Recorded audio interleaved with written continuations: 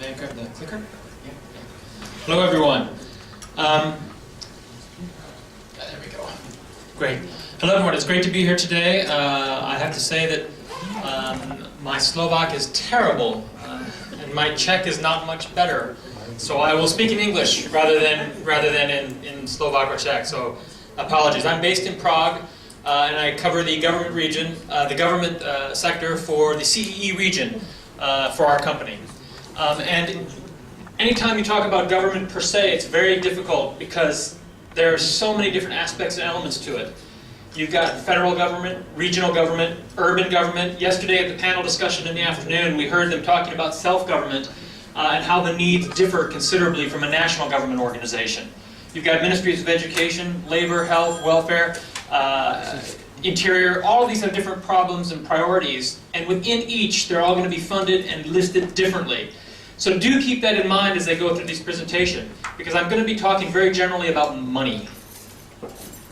And I think that we can start with the idea of where is the money going and how is it being spent at a very broad level. We can go in much more depth if you like. We have plenty of data that I can share with you after the presentation. But right now I want to focus on the big picture and get a context from where we are. If we look at regional IT spending, this makes a lot of sense. We're talking about different size economies, different size countries, different size markets, different populations, different levels of national income. So we can see that Slovakia is 1.8 billion. This is based on our data estimates. You know, it could be off 2 or 3% here and there. That's about how much it's spending overall, the IT economy. When we take that to a per capita basis, what we find is something called a two-tier Europe. And I think we've heard this before, right? This is not the first time we've countered this idea. When we look at the level of IT spending, let me stand to the side so everyone can see.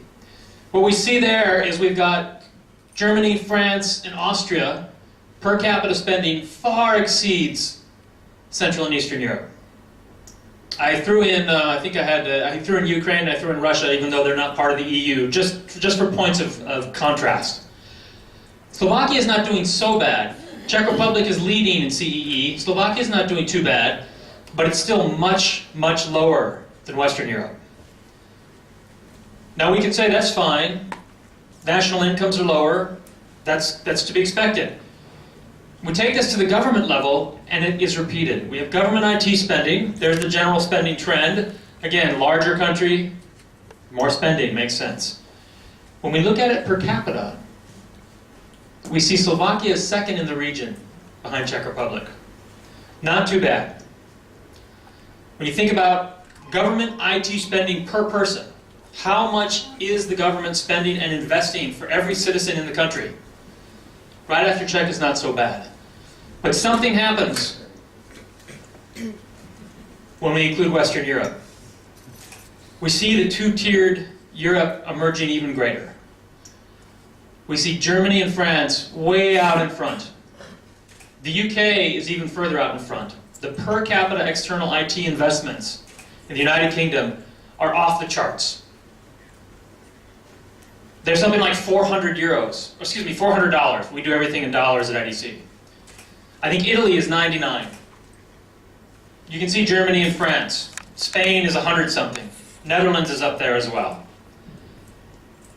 And the results do show. When we look at the UN E-Readiness Index, now I've just been informed that the E-Readiness Index has changed its name. It is no longer called the Government E-Readiness Index, it has a new name. But it's the same index.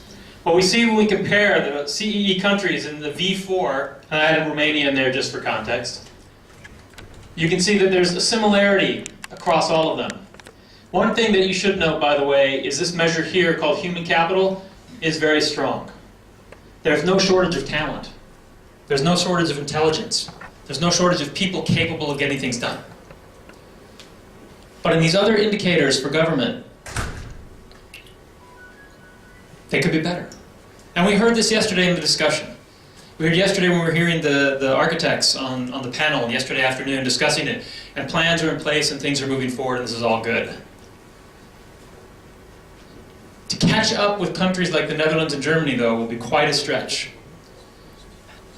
We did a correlation when we examined these. We did a correlation between the UN E-Readiness Index and government spending levels per capita. And the correlation was extremely strong. It was 0.65. That's a strong positive correlation. Get rid of the UK, because the UK is so crazy, and it goes up to 0.7. That's a strong positive correlation. It boils down to a really simple message. You spend more, you get more. And this is controversial right now.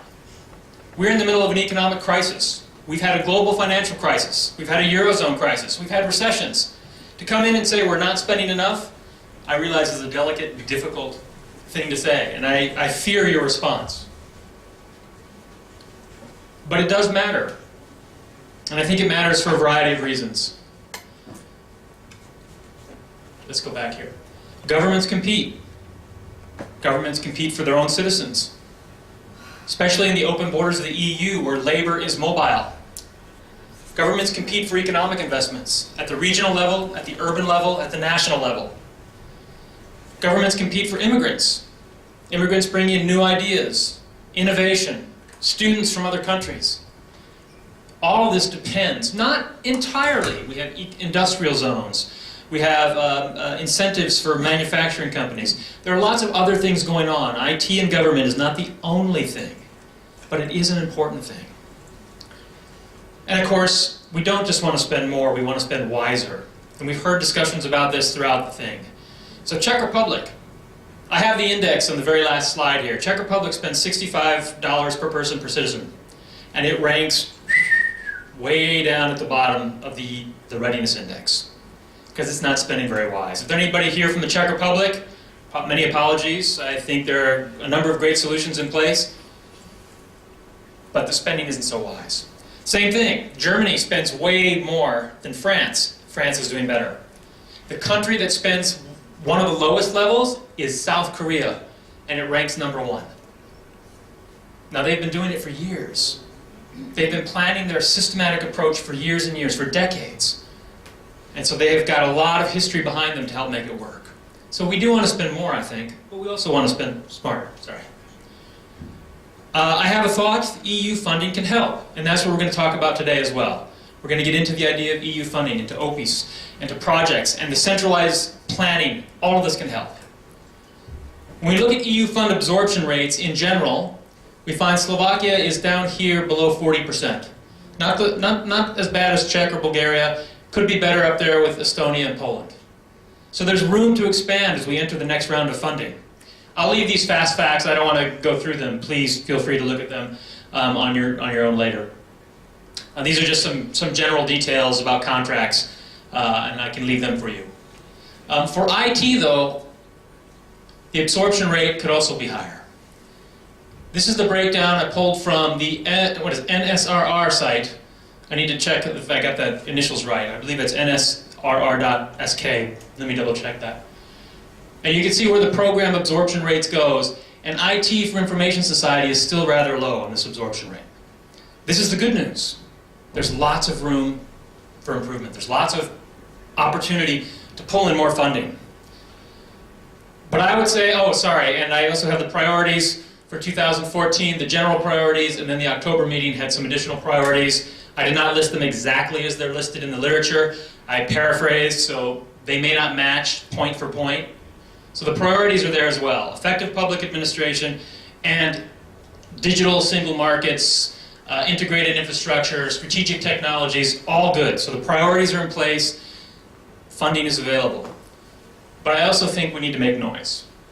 I think even with European Union funding, even with perfect spending and perfect efficiency, to catch up with other countries, with South Korea, with Singapore, with the UK, with Germany, requires greater investment.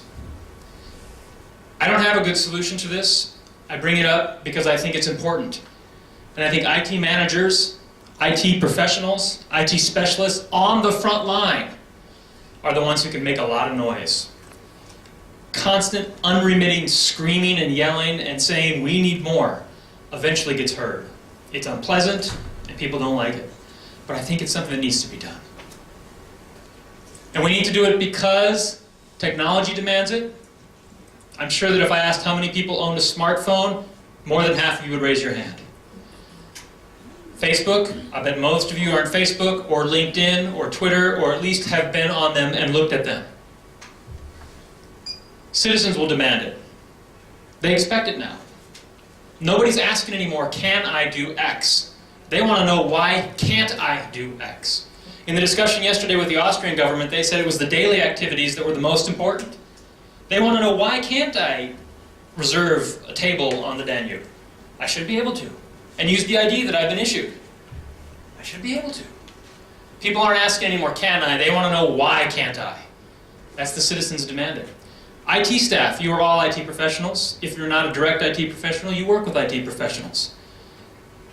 You expect it. And whoops, sorry. And of course, policy and budgets need to demand it. Most people are not at that budget level and the policy planning level. Most of us have to yell and scream. I do it at my own job. I hope that others can do it as well. So that's my message. And I will turn over the presentation to... Thank you. Thank you very much, Mark.